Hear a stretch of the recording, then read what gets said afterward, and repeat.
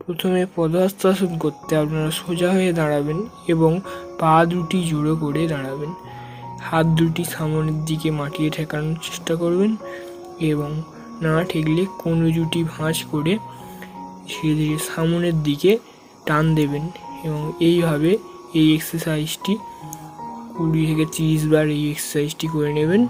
এইভাবে সামনের দিকে টান দেবেন, হাঁটুটা সোজা রাখার চেষ্টা করবেন। তারপরে আমরা করব পদহস্তাসন।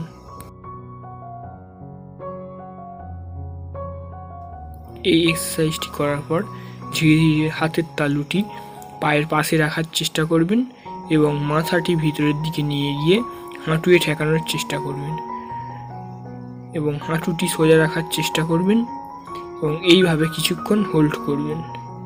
তারপরে হাতের তালুটি পায়ের নিচে চেপে রাখবেন এবং কিছুক্ষণ এইভাবে হোল্ড করে রাখার চেষ্টা করবেন এবং অবশ্যই হাঁটুটি সোজা রাখবেন।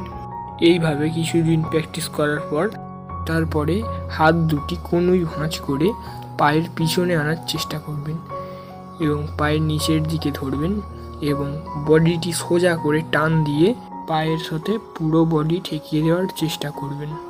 পদহস্তাসনের উপকারিতা: সমগ্র দেহের স্নায়ুমণ্ডলীর উপরে চাপ পড়ায় সারা দেহে ও মেরুদণ্ডের স্নায়ুপেশি প্রচুর বিশুদ্ধ রক্ত প্রবাহিত হয় ও স্নায়ুপেশি সুদৃঢ় ও সবল হয়। মেরুদণ্ড নমনীয় ও যৌবন শক্তি ফিরে পায় ও লম্বা হতে সাহায্য করে।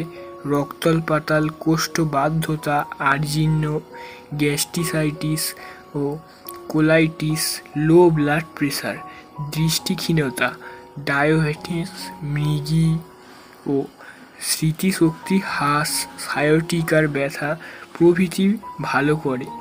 কাঁধের ও পিঠের বেদনা দূর করে। পেট ও কোমরের মেদ কমায়।